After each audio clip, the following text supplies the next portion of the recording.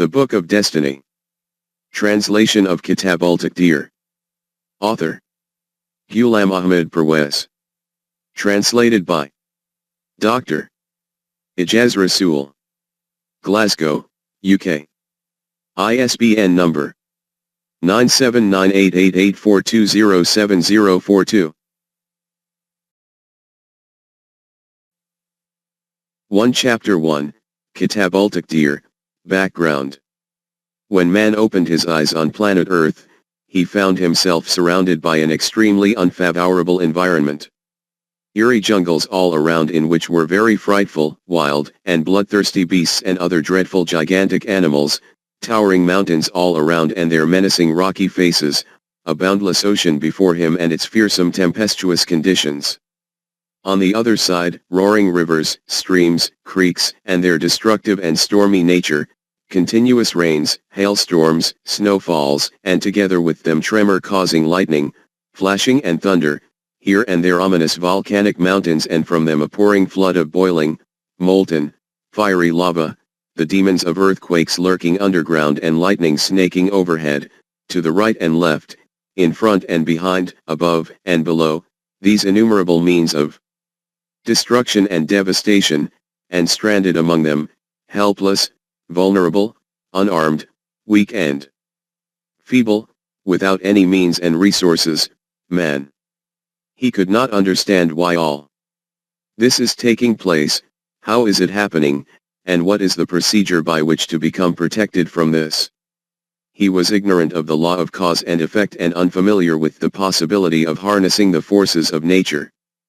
Furthermore, he conceptualized every destructive event to be an accident, and used to declare this accident to be a consequence of mere chance. His mind simply could not venture beyond this. 1.1 The first concept of man. Now it is obvious that the man who is trapped within such a dangerous morass of accidents and chances, and possesses no resources or means for protection from them, will inevitably feel himself to be helpless. Consequently, this was the first concept which man established about himself, i.e. that man has been created constrained in this world, there is nothing within his power.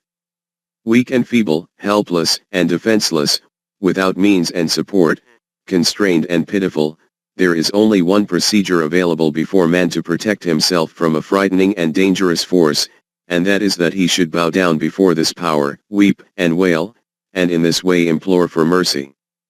1.2 The concept of worship. Man of this initial era adopted this very procedure in order to be protected from the destruction of these dreadful forces. In the early morning this fiery sphere appeared on the eastern horizon, and he stood with hands clasped before it. From the heavens the rumbling of clouds, the flashing of lightning, and the roaring of thunder terrified the soul, and he fell before them in prostration. When the breaking of banks by the relentless floods of a river caused devastations, he began to entreat and plead before it. Sometimes he made the lion his deity, sometimes the snake. Sometimes he immersed himself in worship of the goddess Agni, fire, sometimes in worship of the god Indur, rain.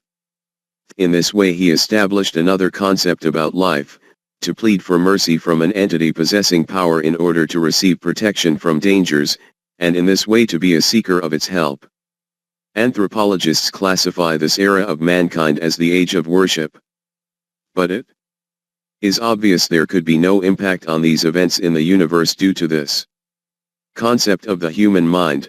They were going to manifest according to their own laws, and they continued to manifest in this way. If, by chance, some event transpired following the worship of some god or goddess which was in accordance with the desire of these worshippers, then it would become a reason for reinforcement of this belief of theirs. If this did not happen, then they already considered themselves to be helpless in any case, and offering thanks would sit back with patience. 1.3 The Age of Magic. Some crafty people among them took advantage of this helplessness of theirs and said to them, "Do as we tell you and then see whether these goddesses and gods do not fulfill your desires." In this way, magic, spells, amulets, and charms came into existence. This era is called the Age of Magic in human history.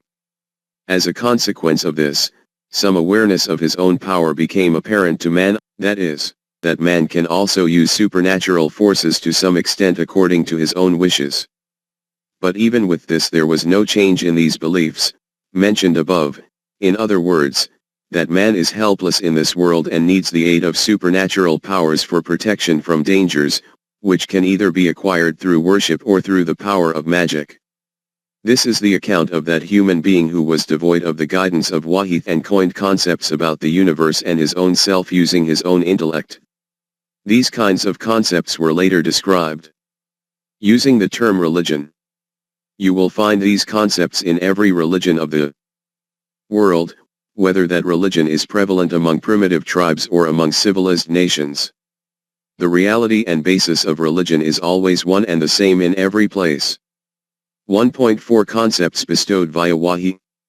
Contrary to this, some concepts were bestowed through Wahi about supernatural power, the universe, and man. According to these concepts, 1. This system of the universe has neither come into existence by chance, nor is it a random collection of incidents and fortuitous events. It has been created according to a well-defined program by a being who is Hakim and Alim. Together with this, he has established such firm laws according to which everything in the universe is busily engaged in functioning. This creator of the universe and clear laws are identified by the name of Allah. These laws encompass the external universe as well as the social life of man and also an individual's own self, i.e. no aspect of divine creation is outside the sphere of these laws. 2. Other than man, everything in the universe is constrained to live life according to these laws. Living life according to these laws is termed as being their fitrat, which it is not within their control to change.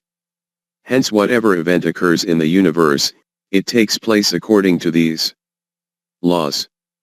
In the outer universe it is called the law of cause and effect, and in the human world it is called the law of requital, which means that a defined consequence is established for every deed of man, even to the extent of the thoughts passing through his heart. No deed of his can remain without a consequence. 3. This potential has been kept within man that he is able to acquire knowledge about the things of the universe. When he acquires knowledge about these laws according to which the forces of nature are busily functioning, then he will be able to harness these forces. Based on this, man is not constrained and restricted in the universe, the things of the universe are constrained. He does not need to be afraid of the things of the universe, it is the things of the universe which should be fearful of him. The things of the universe are his servants and bow down before him, and he is their director and worthy of their prostration. Man can acquire knowledge of the laws of nature through observation, study, and experimentation. This is called knowledge of the sciences according to the terminology of the modern era. But knowledge of the laws about his own life, i.e. not about the laws relating to his physical life, but knowledge about the laws pertaining to his human life, is bestowed via Wahi, which is now preserved within the Quran. Just like the laws of nature, these laws are also immutable and permanent. 4. The difference between man and other things of the universe is that the things of the universe are created to be constrained to follow those laws which relate to them in order to live life. But man has not been created constrained in this respect. He has been given the choice that if he wishes he can live his life according to these laws, and if he wishes he can adopt some other path for himself. 1.5 Jabr, acceptance through compulsion, and choice. Man is possessor of choice up to this extent, that he lives life according to Allah's laws or goes against them, but he is not given this option that he can also obtain the outcome of his path according to his wish. Its outcome will become established only in accordance with the laws established by Allah. In other words, he has been given this choice that if he wishes he can swallow a capsule of poison, or if he wishes he can swallow a sweet, but he is not given this choice that having swallowed a capsule of poison he can create the outcome of that of a sweet. The result will be established according to the law of requital, which is not within the control of man to change. The domain of authority of this law is equally applicable to man's present life and to the life in the hereafter after his death. Allah is that omnipotent being who established these laws according to his program, and now he has such control over them that the outcome of every action keeps on becoming established according to them. A law is merely the name for a formula, i.e. if you do such and such, then such and such will happen. Within this formula itself there is no such intrinsic power according to which the outcome takes place. This power lies in the hand of the creator of this formula or law. For any law to become a living reality and to remain as such, it is necessary that the force which is acting behind it should always remain alive and enduring, i.e. it should be living and established. 1.6 Difference between Deen and Madhab. The system of life whose reality and foundation these concepts define is termed ad-Deen. You will have seen from this that Deen is the opposite of Madhab, and a challenge against it. The Quran has described these concepts with great clarity and precision, details of which will appear before you in the coming pages. From these details that problem of taqdeer which the world of religion has made so complex and unsolvable will appear before you clarified and resolved.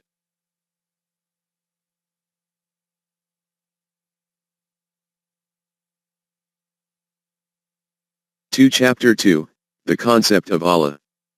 Allah was also Allah at that time when this universe came into existence, and he will remain as Allah at that time when this system is no longer in existence.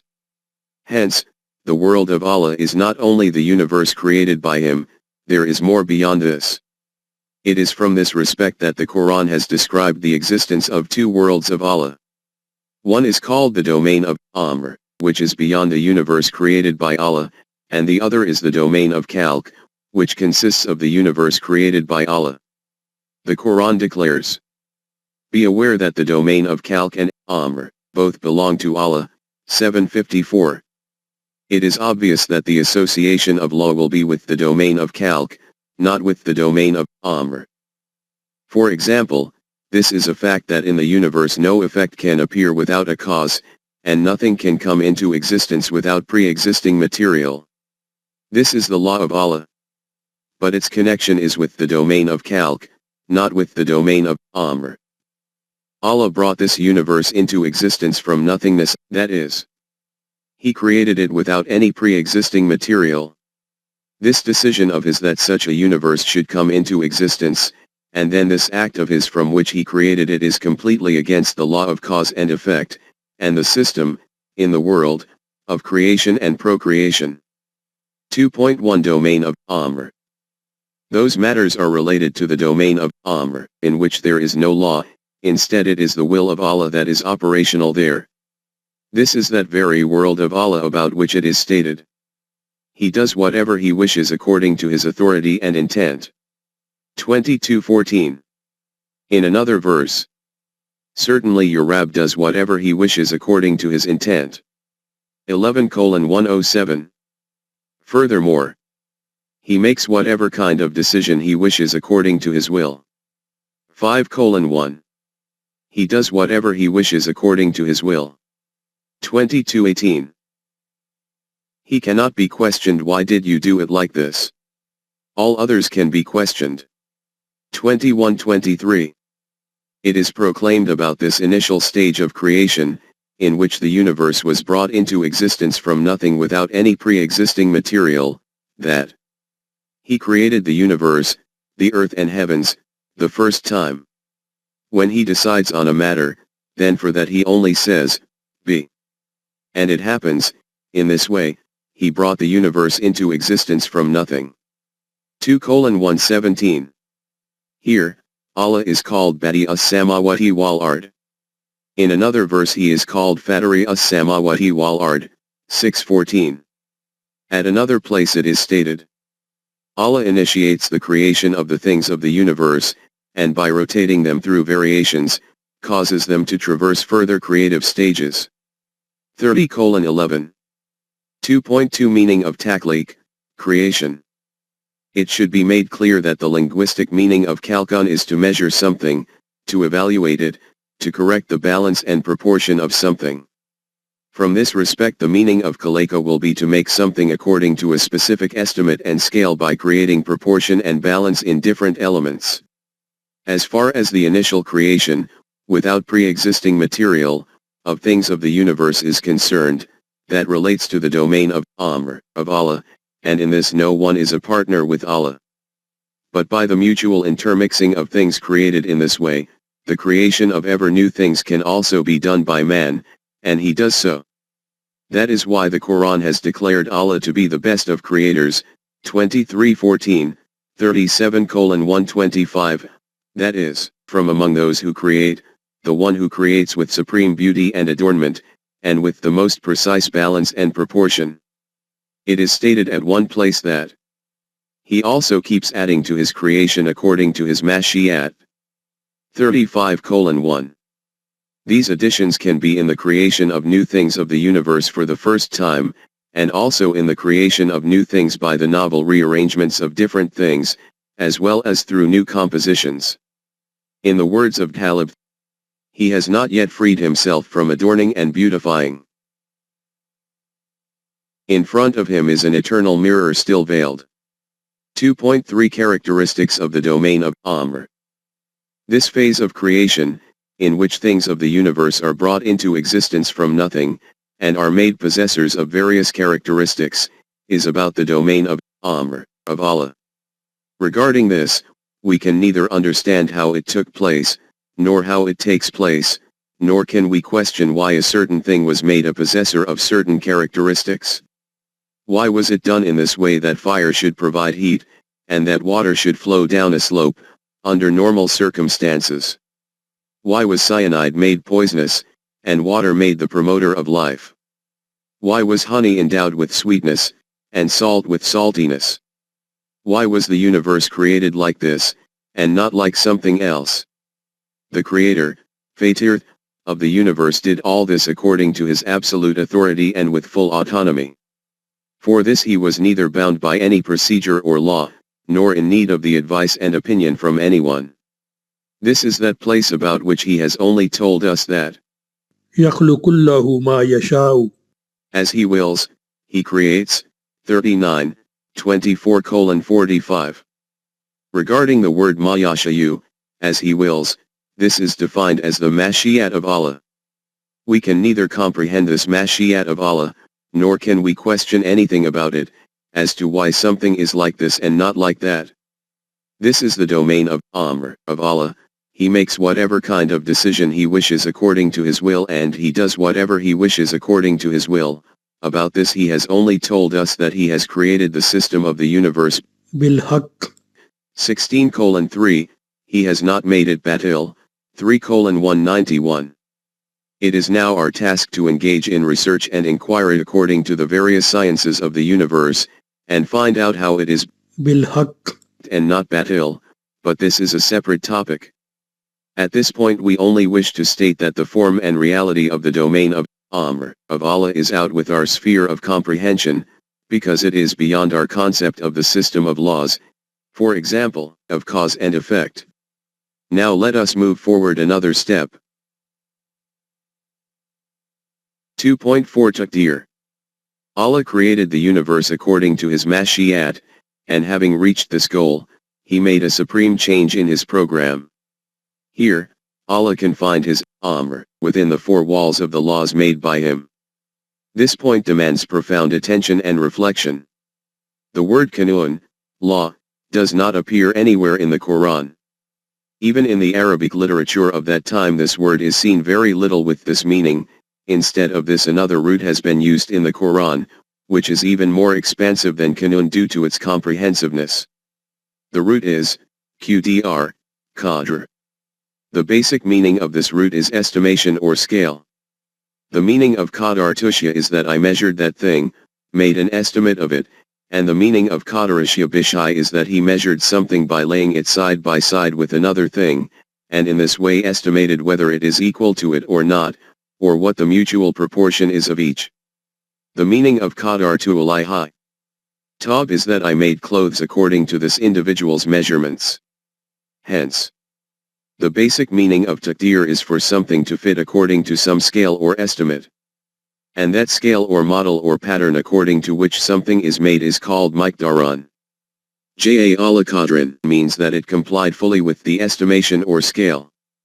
The individual who is of a moderate and suitable height is called qadaran, neither too tall nor too short. The individual who reports what yield of grain can be expected from a field by assessing it is called al-Muqaddiru. From the above explanations it is clear that the meanings of Qadrun or Taqdeerun are those of estimation or scale, or for something to fully meet the estimate and scale. Since it is necessary that in order to make anything according to a particular scale and estimate, there should be full control over that thing, this is why Qadartu ala Shayin means that I possessed enough power that I could make that thing according to my estimation. 2.5 The Amr of Allah became tied to laws. We have seen earlier that in the domain of Amr, every decision or task reaches accomplishment under the absolute control and full autonomy of Allah. There is no defined fixed law there according to which every decision is issued. But in the domain of Khalq the Amr of Allah becomes confined within the four walls of procedures and laws. And the Amr of Allah is a decree determined. 33-38. The Amr of Allah converted into the pattern of scales, it became tied to defined scales. And in this way, Allah has fixed a scale for everything. 65:3. It is important to understand what the meaning is of for everything a scale is determined. Water becomes a solid from a liquid at a freezing temperature, at a particular temperature it again becomes liquid from the solid state, it flows down a slope. Whichever vessel it is poured into, it adopts that same shape. If more heat is provided, then it turns into vapors. Vapors are lighter than air, hence they rise high up into the atmosphere and are called clouds. On reaching a particular level of cooling, these vapors again convert into water, and since water is heavier than air, these fall, in the shape of rain, onto earth. These will be called the scales of water. Or that, in a particular quantity, water quenches thirst and supports life, but an excess of this same thing becomes the cause for human death, e.g. dying due to drowning. These are also scales of water. Or, for example, a date tree bears fruit after many years, while a banana comes to fruition within 6 months. These are their scales. From the cactus seed a fruitless and thorny plant grows, and from the mango stone a heavenly fruit, glasses filled with delicious juice. 2.6 The laws of nature. Following reflection, this reality will appear before us that the entity which the Quran has called Qadr is called the law of nature in our terminology. Therefore the meaning of Allah has fixed scales for the things of the universe, 65:3, will be that Allah has defined laws for all the things of the universe according to which they come into existence, grow, spread, bear fruit, and after that wither away, or acquire some other form. Just note how this reality becomes clearly manifested before us from different verses of the Quran. 1. In connection with the birth of a human child, it is stated that its beginning is from a fertilized ovum which becomes attached inside a safe location, the uterus of a woman. It stays there for a known duration, or estimate, 77:21-22. It is apparent that this refers to that period for which the foetus remains in the mother's uterus, and for this a law of nature is established. After this it is stated that we have fixed these scales, laws. We are the best to define scales, 77:23. In addition the meaning of Qadirun also become clear, the one who defines scales. At another place Qadirun has appeared instead of Qadirun, 25:54. Regarding these scales for the foetus, it is stated at another place that sometimes a child remains incomplete in the mother's womb, and mostly it is born having become fully formed. After this it is announced, there are scales fixed for everything with Allah, 13:8. 2. Regarding rain it is declared, and we bring down rain from the clouds according to a scale, 23:18, 43:11. At another place it is stated that when there is rainfall, then streams and brooks flow according to their capacity, Qadr, scales, 13:17. 3. It has also been described about the produce of the land that its output is according to an estimate which the Mashi'at of Allah has fixed, 42:27. In this regard there is also mention of the 4 seasons in which different crops grow. Allah has fixed scales for 4 crops from the land, 41:10. 4. It is generally stated about all the things of the universe that he created every single thing and established an estimation and a scale for this, 25:2. In fact, created everything according to a specific scale, 54:49. Those 2 verses of Surah Al-Alaq merit close reflection, in which it is stated that Allah began the creation of every single thing, then after removing all inessentials and superfluities from it, established its proportion, then fixed the necessary scales for it, and retained within it the guidance of this Amr, how it should develop and nourish itself according to these scales, 87:23. 5. Now we come to that aspect in which the meaning of this word, Qadr, appears before us with greater transparency according to modern terminology, law of nature. Among us, even a primary class student now knows how the day and night follow each other. This is the consequence of the rotation of the earth, and its rotation is taking place according to a fixed law. It is as a result of this that the timings of day and night, sunrise and sunset, are established with such certainty and assurance that there is not even the difference of 1 second in them. It is decreed about this that Allah has fixed scales for the day and night, 73:20. Similarly, it is decreed about the moon that Allah has fixed stages for it, 10:5. After this, see how the meanings of the word Taqdeer become clearer before us. The Quran states that the sun, solar system, is also continuously heading towards its destination, and this is the law, Taqdeer, established by that Allah who possesses knowledge of everything and is also master of supreme authority, 36:38. At another place, after general mention of the various stellar bodies and specific reference to the stars, it is stated that these are the established scales, laws, of Allah who is Aziz and Alim, 41:12. From these explanations it is clear that the meaning of Taqdeer is the law of nature, not the fate, Kismat, of man. 2.7 Taqdeer is Allah's, not man's. There is also another point worthy of attention here. It is stated in these verses that this is the Taqdeer of Allah, Aziz and Alim. According to the conventions of Arabic language, the meaning of Taqdeer is to confer an estimate or scale, to establish it. The meaning of the Taqdeer of Allah will be the divine scales or laws established from the direction of Allah. From this you can gauge what the correct meaning of Taqdeer is, and with what meanings it is used amongst us. In other words, according to the Quran, Taqdeer belongs to Allah. To say the Taqdeer of man is simply wrong. The reality is that the cause for many conundrums, complications, and struggles about life's problems are a result of the incorrect use of words, or their incorrect meanings, and the only correct method to understand the Quran is that the true meanings should be established of its words, terms, and concepts. These laws of nature, Taqdeer, of Allah are already established from the beginning. They were defined in the domain of Amr, and inscribed in the book of nature or the scripture of the universe. It is this that Allah has called the Kitab-ul-Mubin, perspicuous book. It is stated in Surah Al-An'am that Allah knows what is in the oceans and the land, and no leaf falls from any tree without His being aware of it, nor is there any seed hidden in the darknesses of the earth which is outside of His domain of knowledge. The reality is that nor anything fresh or dry, green or withered, but is inscribed in a perspicuous book. 659.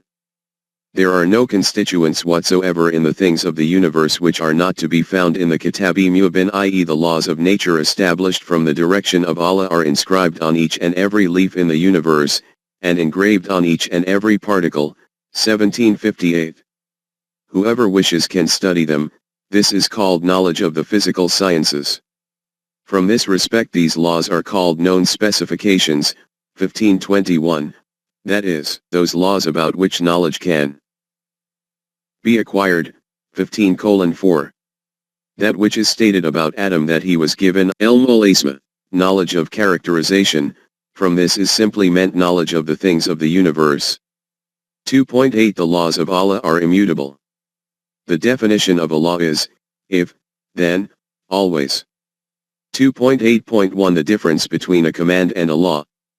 If you do such and such, then its result will be this, and will always be this.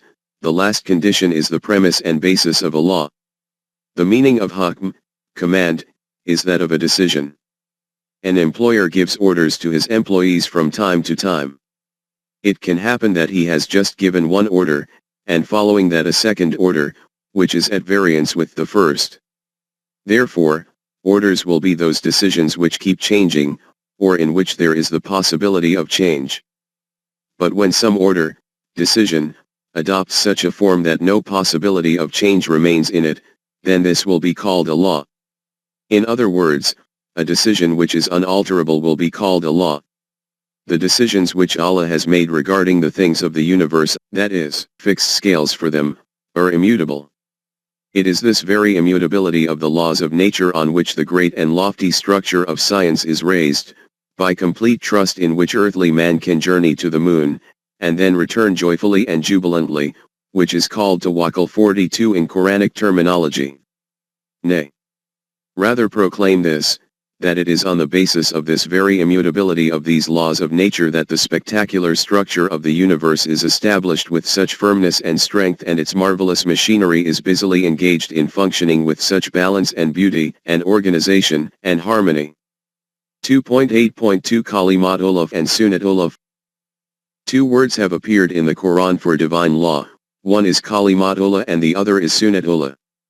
By studying the Quran, the difference between these two becomes apparent, that Kalma is the theoretical basis of the law which can be called the formula, and Sunnatullah is the practical form of this formula, i.e. when that theoretical law adopts a practical form, then it will be termed Sunnatullah, i.e. that path on which Allah is operating, or on which He is causing the universe to operate. These are both immutable. It is stated in Surah Al-An'am. No one can change the laws of Allah, Kalimatullah, 634, see also, 6:115, 1827. At another place it is stated, no alteration can take place in the laws of Allah, Kalimatullah, 10:64. In connection with Sunnatullah it is noted in Surah Al-Ahzab. This same Sunnat, procedure, of Allah also remained in place in connection with former nations, and this will also remain in place for the addressee nation. You will not find any alteration in the Sunnat of Allah. 33:62, see also, 40:85, 48:23. At other places, instead of tabdil, change, the word ta'wil has appeared, that is, the path of Allah does not change even its direction, 17:77, 35:43. We have seen earlier that on entering the domain of Khalq, the Amr of Allah becomes confined to scales, Qadr Maqdar, that is, it becomes molded into the form of assigned scales. This is what is called the Sunnat of Allah in the Quran. It is stated in Surah Al-Ahzab. This has remained the practice of Allah in relation to former nations, and the command of Allah is a decree determined. 33:38. This is because the Amr of Allah, in the domain of Khalq, becomes molded into the form of scales, it adopts the form of an immutable law. 2.9 The meanings of haqq. We have seen earlier that the Quran has informed us that Allah has created the universe as haqq. Those constructive outcomes which are beneficial and emerge before us in a concrete form are called haqq. The question is, how can this proclamation of Allah, that the universe is busily functioning so that from this beneficial results can manifest in a tangible way for man, appear before us as a proven reality? For this it is stated that Allah proves haqq as being haqq through His laws, 10:82. In another verse it is stated, Allah eliminates batil via His laws and establishes haqq, 42:24. This matter manifests in front of us as a result of those changes which keep appearing in the universe according to natural laws, but for this a very long duration is required. Each and every day of Allah consists of thousands of years, 32:5, according to our count and numbering, in fact 50,000 of years, 70:4. But when the arms and hands of man become the companion of the universal forces, then those same results materialize in a matter of days, that is, in the outer universe through scientific discoveries and inventions, and in the human world by establishing a system of the state according to the laws of Allah, but this is another topic, hence these references are considered sufficient here. In this way, by manifesting haqq, the Amr of Allah keeps on becoming fulfilled. It is stated in Surah Al-Talaq. Verily, Allah ensures that His Amr reaches its completion, that is, program which He had defined in His domain of Amr, and this was that aim for which He had established laws for everything. 65:3. 2.10 The things of the universe are constrained. This reality has become evident from this that the laws of Allah are immutable.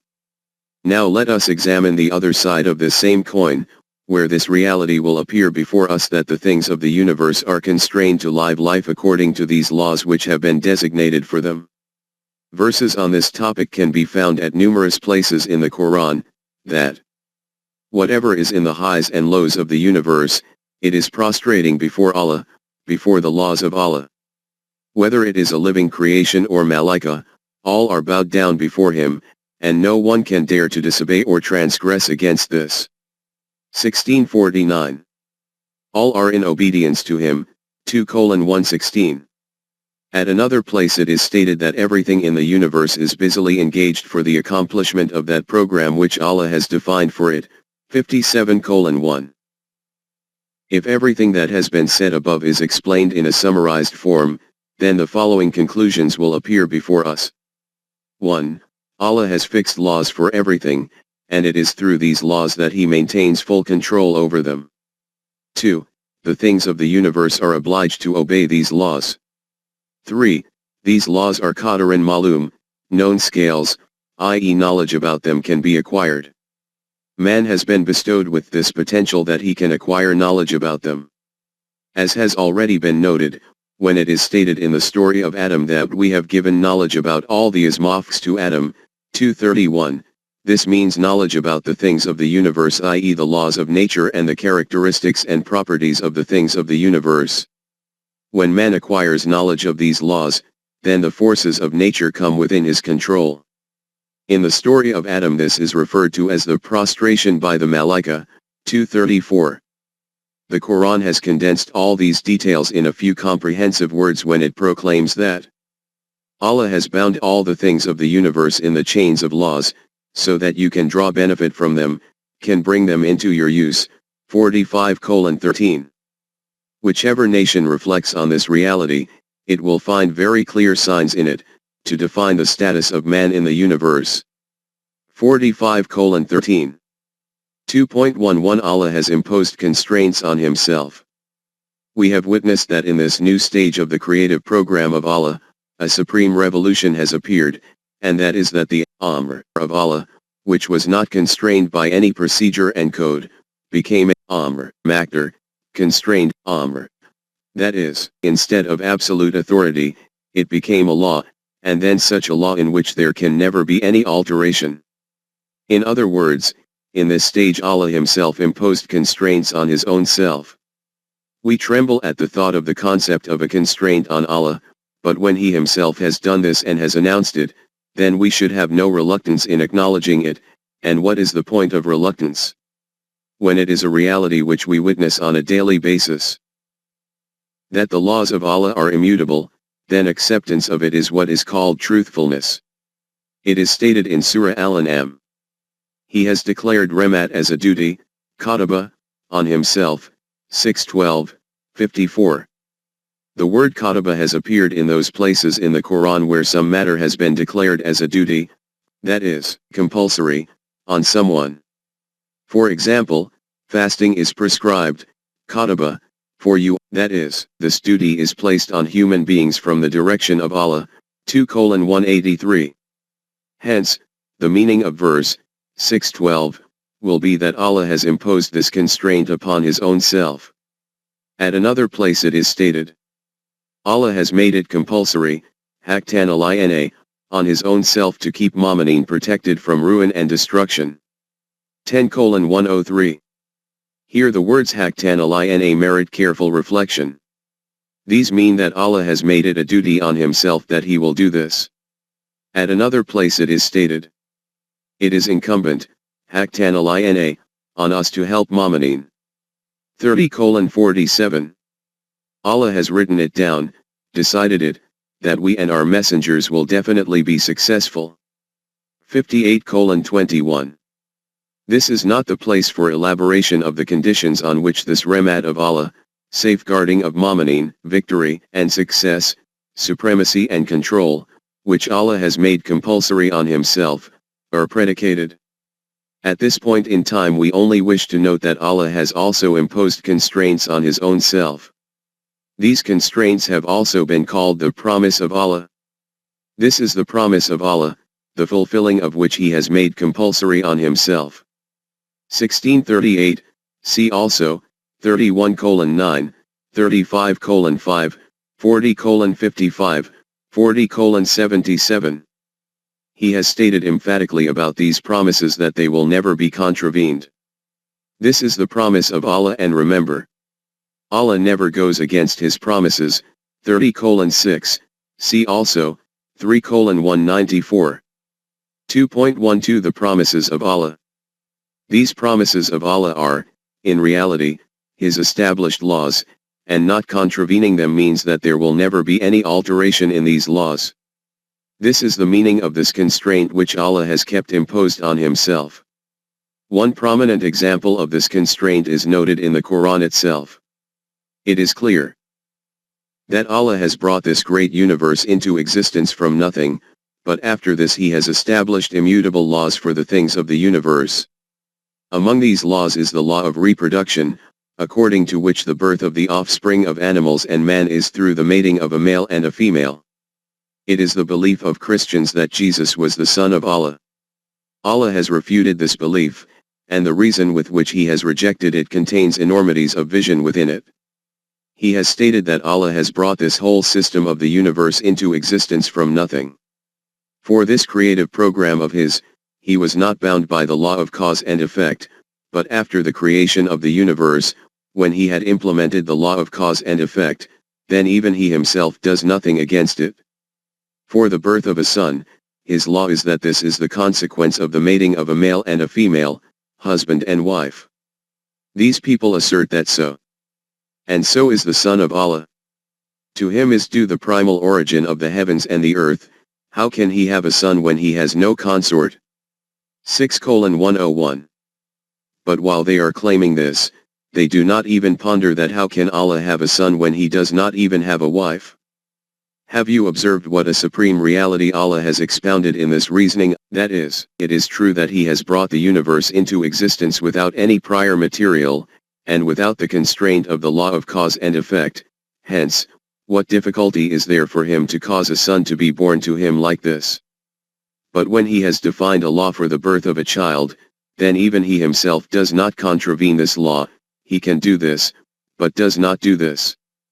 And there is a very great point implicit in this, that he can do this, but does not do this. 2.13 Response to an objection. It is said that if it is accepted that Allah is also constrained by laws, then he no longer remains omnipotent, he becomes bound, and this is against the stature of being Allah.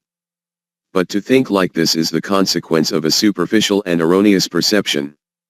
The one who is constrained is he who is forced to obey the restrictions imposed by someone else, but the one who imposes some restriction on his own self through his own choice and intent cannot be called constrained. If you are commanded to walk around for 3 miles every morning, then you will obey this command under compulsion. But if you yourself make the decision that you will go for a walk every morning for 3 miles and then you routinely walk, this will not be called a compulsion on you. The one who always fulfills his promises, lives life according to his principles, is firm in his commitments, lives up to his words, is not called a constrained man, he is called a man of principle, and trustworthy. Therefore, if Allah himself has imposed some constraints on himself despite possessing complete control and absolute authority, then no flaw transpires in his being omnipotent. Rather, this is proof of his being possessor of firm determination, that despite possessing the authority and control to do everything, he does not breach his principles, he does not turn away from his promises, he does not go against those laws which are devised by him. And in truth, being Allah only suits him who, despite being the possessor of such infinite authority and unlimited powers, remains solid on his commitment and true to his promise with such firmness, bound by principles. This is that Allah in whom complete trust can be placed. Keep this in mind. That Allah could have created the universe but not established any procedure and law for it, he could have done this, but he did not, he established laws for it. Then he could also have done this, that he could have altered his defined laws whenever he wished, but he declared that, despite our being able to do this, we will not do this. This is the correct concept of Allah. 2.14 The religious concept of Allah. But this concept of Allah is bestowed by deen, which a man habituated to religion, madhab, cannot embrace, or does not want to embrace. As has been documented at the beginning, religion is a collection of the concepts created in the era of the infancy of man, when, like a child, he was not yet familiar with the concept of laws. Man has now become an adult, and through intellect and reasoning he can appreciate this concept of Allah which deen has bestowed. But the interests of the religious clergy lie in this, that the human mind should remain in the era of infancy, hence they do not permit the populace to come towards this direction. The kind of concept of God which they wish to engrave on human minds is one in which, by their becoming the intermediaries, they get the supplications of people accepted, and in this way continue to have their own divinity accepted by the masses. For this purpose the religious clergy made the doctrine of Malukiyat commonplace, or you could say that Malukiyat and the religious clergy joined hands, and presented this as proof of the king being the possessor of power, that he is not obligated to follow any procedure or law. He can do whatever comes to his mind and can issue whatever kind of command he wishes. A human being living under this kind of system of Malukiyat and religious priesthood can conceive of following orders, but not of obeying a law. We can assess how tight the grip of religion is and how deep its influences on the human mind are, from the fact that even those people who raise the flag of rebellion high against Malukiyat or dictatorship, even lay down their lives to establish a political system based on the rule of law, when they arrive in the houses of worship, they prefer to view Allah as an absolute dictator instead of the ruling authority who governs in accordance with the law. This is the magic spell of religion. In other words, the rule of law in their own world, and total absence of laws in the kingdom of Allah. Deen arrived to eliminate this very dualism, that is, to proclaim that the blueprint of the communal life of human beings should be like that of the external universe, where there is the rule of law and order and in which no one can do whatever he wants. At this point these brief outlines will suffice, details will appear further on.